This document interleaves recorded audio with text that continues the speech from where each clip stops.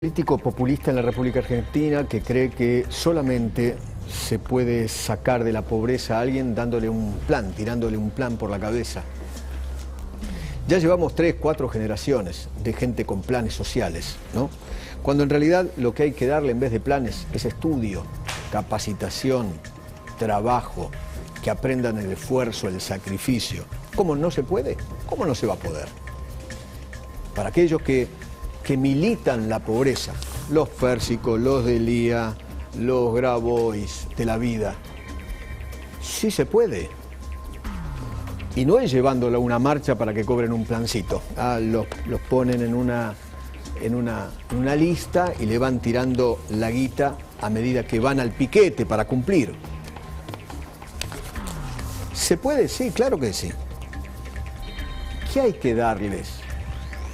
Bueno, estudio, que vayan al colegio, que vayan al colegio. ¿Cómo que no se puede? Yo les voy a presentar un ejemplo, de tantos que hay. Él se llama Esteban Sichelo Habner. Nació en La Falda, él está ahí trepado a un árbol de chiquito. Nació en La Falda, en Córdoba, a 70 kilómetros de la ciudad de Córdoba. Allí vivió un tiempo antes de venirse aquí a la ciudad de Buenos Aires, a la provincia de Buenos Aires. Su infancia fue muy dura, pero llegó a este lugar, a Oxford, y es todavía profesor en Oxford. Su infancia fue más que dura, no dura. Él se creció en un rancho, por decirle rancho, porque ¿es usted cree que es un rancho? No, para mí es una tapera. No tenía luz, agua, baño, cocina, el piso de tierra. Y a pesar de todas esas carencias materiales, él lo único que hizo, leí parte de su historia y es muy conmovedora porque libro que había, el libro que lo leía. No tenía, claro, no tenía luz, no tenía televisión, no tenía radio, nada. Libro. Lo único que le interesaba era estudiar. Y a pesar de todas esas carencias de salir de ahí, él lo único que quiso es estudiar. Progresó tanto que estudió 5 carreras. 5. Para vos, cumpa, que crees que esa no es la salida. Que el mérito no es la salida. 5 carreras. Habla español, inglés, francés, italiano, portugués, alemán, hebreo y árabe. Trabajó en Japón, en París, hasta llegar a su sueño máximo que era Oxford. ¿Quién era su ídolo? Bueno, quiero que me lo cuente él directamente. Esteban, ¿qué tal? Buenas noches, ¿cómo va? Muy buenas noches, señor Feynman, desde Inglaterra. Buenas noches. ¿Qué tal, profesor? Gracias por recibirnos. No sé si conté la historia, pero brevemente, pero me encantaría que la cuente usted. Usted es un ejemplo de vida para muchos argentinos. Me chocó un poco, pero es la realidad la palabra que usted usó, tapera. Mi casa era una tapera, menos que un rancho, porque vivíamos en la indigencia. Comencé a trabajar, yo nací en las sierras de Córdoba, quiero aclarar, y la tragedia, una hecatombe familiar nos llevó a lo que hoy es AMBA, en Buenos Aires. Y ahí vivimos en un terreno que mi abuela compraba en cuotas, no lo ocupábamos. Y bueno, me crié ahí, viví toda mi infancia y mi adolescencia. Fui a la escuela primaria de Guardapolvo Blanco, el secundario nocturno mientras trabajaba, estudiaba. Comencé a estudiar, a trabajar a mis 9 años de edad. 9. Y desde entonces no paré. ¿Y trabajaba a los 9 de qué? ¿Qué hacía? Trabajaba como dependiente en un almacén, el almacén de doña Lolita, que ella me ofreció el trabajo quizás por misericordia, ¿no? Porque me veía hambriento, yo padecía hambre, hasta que tuvimos agua. Una vez que tuvimos agua, nos cambió la vida. Pero bueno, trabajaba en el almacén, envolvía huevos de 6 en 6 en papel de diario, cargaba las heladeras, barría y me iba a la escuela, de 1 a 5 de la tarde. Era lo más lindo que me pasaba en el día, ir a la escuela. Lo más lindo, ¿por qué? Cuénteme eso, ¿por qué lo sentía de esa manera? Y bueno, justamente en casa no tenía agua, no podía higienizarme. En la escuela tenía agua corriente, tenía jabón. En la escuela tenía un baño como la gente. En mi casa el baño era un agujero en el fondo de casa, en la tierra. Entonces la escuela era un lugar de contención. Y encima en una época nos empezaron a dar leche caliente o chocolate caliente o cascarilla era en ese entonces, o leche con mate cocido. Era mi fiesta ir a la escuela.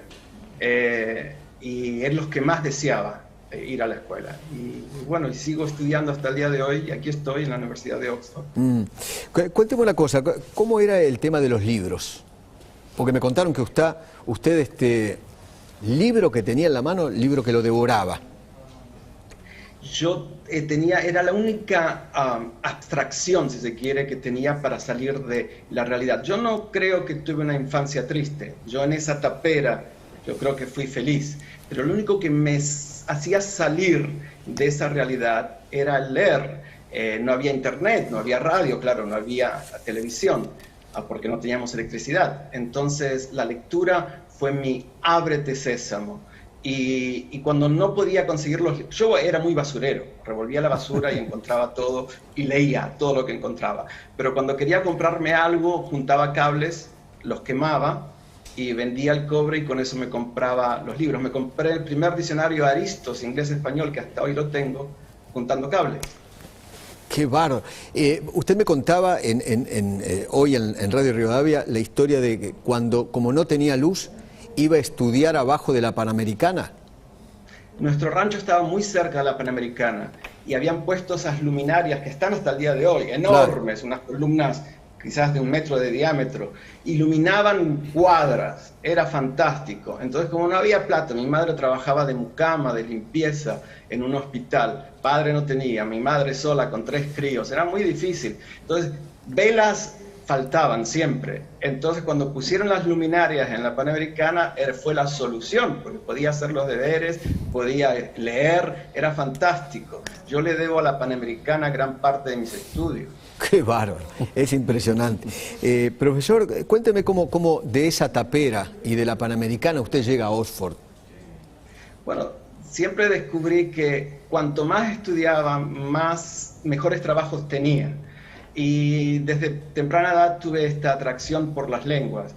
Luego de trabajar en el almacén tuve muchos trabajos. Fui cadete, repartía dentaduras en Buenos Aires porque trabajaba para un laboratorio dental.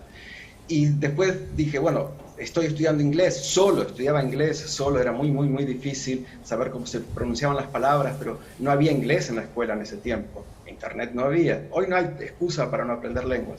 Y comencé a trabajar en un hotel, después ese hotel, el Hotel Conquistador de Buenos Aires, después del Hotel Conquistador pude trabajar en el Hotel Sheraton, de Sheraton a Las Leñas, y así siempre me daba cuenta que la llave para mi progreso personal era seguir estudiando. Y el estudio me abría puertas, sin duda. ¿Y cómo llegó a hacer esas 5 carreras? Porque hay que estudiar, bueno, sin sacrificio, señor Feynman, no hay beneficio. Obviamente.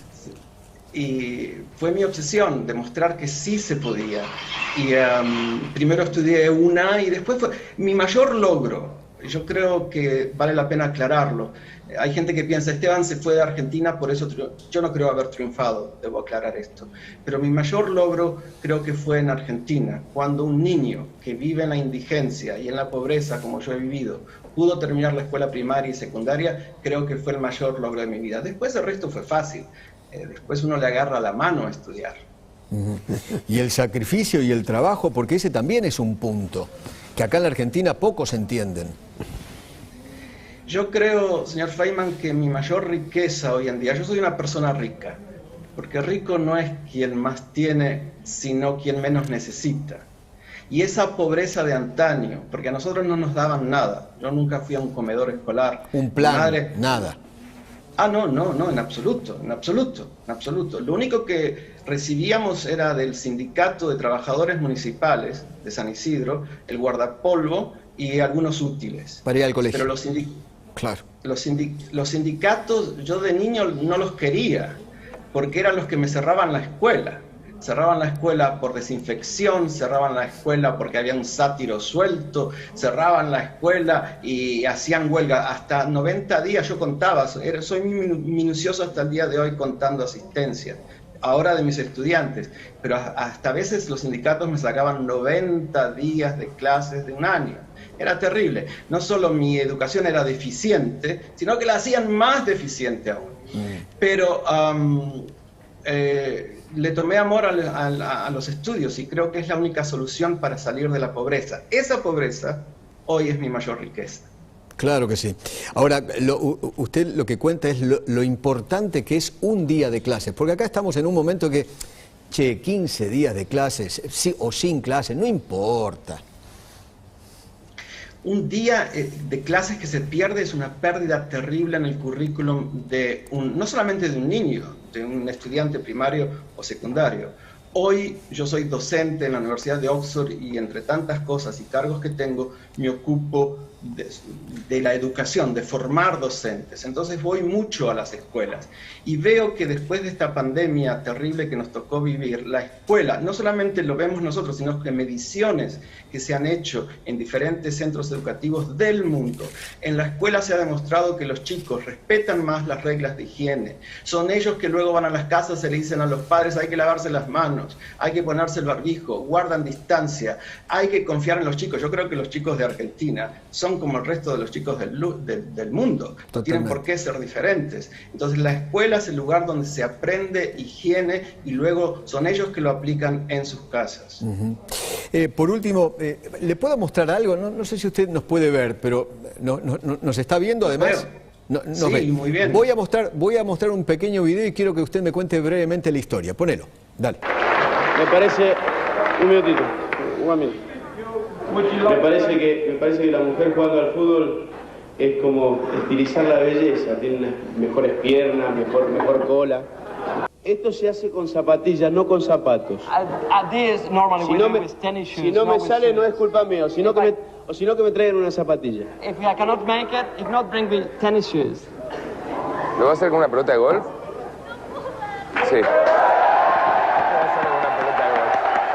Inténtelo si puede.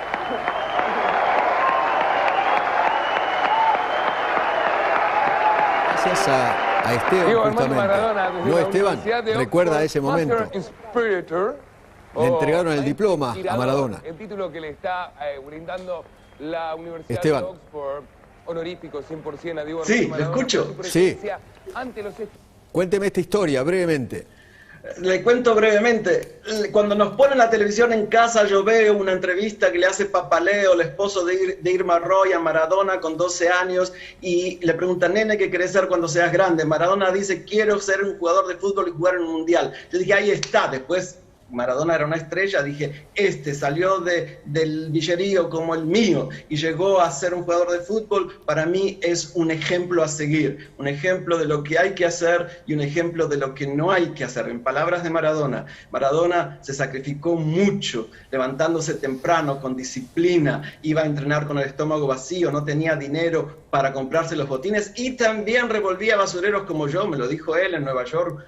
Nos charlamos mucho sobre la niñez. Entonces para mí fue un ejemplo y cuando fui estudiante en la Universidad de Oxford fue para mí un regalo que me hice y le hice a Diego Maradona, traerlo para dar esa clase magistral que usted tan gratamente mostró, me sorprendió al estudiantado de Oxford. Maradona fue un ejemplo al sacrificio sin lugar a dudas. Esteban, no sabe qué gusto, me quedaría horas y horas y horas hablando con usted. Le agradezco infinitamente, espero que esta no sea la última charla. Un placer, señor Feynman. Un saludo a toda Argentina desde Inglaterra. Gracias. Abrazo enorme. Mamma mía, qué ejemplo. Dios mío. Querido Johnny Viale. Hola, Diego.